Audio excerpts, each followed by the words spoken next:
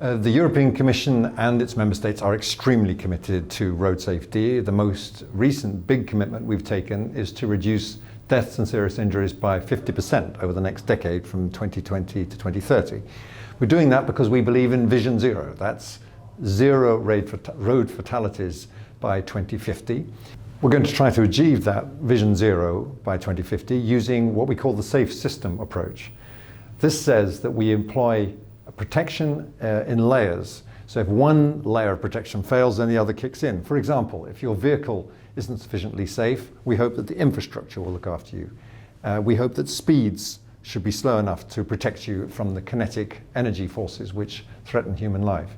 So if you look then at the European contribution via legislation, by working in partnership with member states, we hope we can drive down fatalities to zero in the longer term.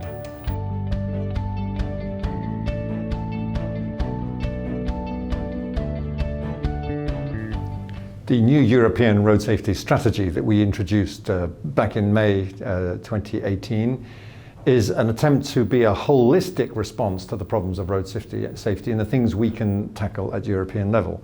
We've tightened our vehicle safety regulations, which apply across the European Union, by including a number of important methods such as intelligent speed assistance, automated emergency braking, and we think this measure alone will save 25,000 lives over a 15-year period when it comes into effect.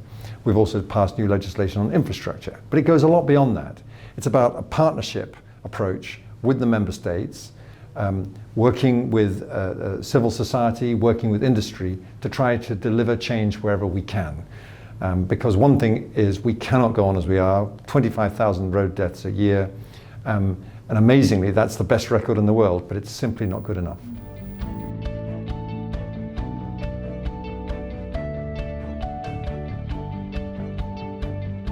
In the very long term, by which I mean by around 2050, it's clear that we will need the widespread prevalence of automated vehicles if we're going to get to zero roads and deaths on our roads.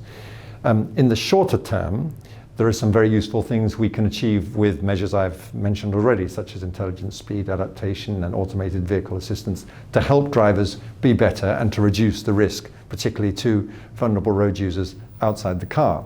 But at the same time, there will be some bumpy times ahead. You will have cars of very different levels of automation coexisting with each other. You'll have human-machine and human-machine-machine interfaces, which could make things very complex.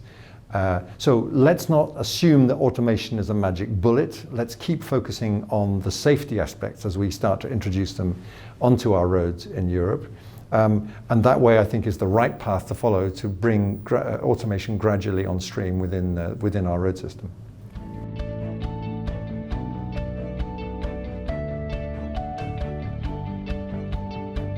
Let me pick out three things. The first is political leadership. Cities have so much capacity and political capacity to lead. And my message to you is don't wait for permission from the member states, let alone from the European Union.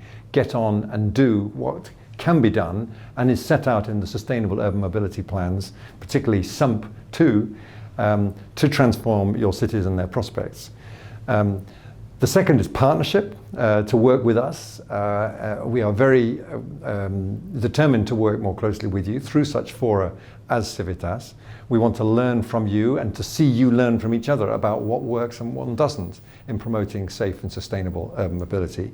And the third thing is enforcement. Make sure that the measures that you produce are backed up. Nothing would reduce the credibility of a 30 kilometers per hour speed limit faster than for it not to be enforced. So appropriate enforcement measures, appropriate infrastructure to back it up so it's not just a number on a sign. That's the way I hope we'll see much stronger results in terms of safe and sustainable urban mobility in the future.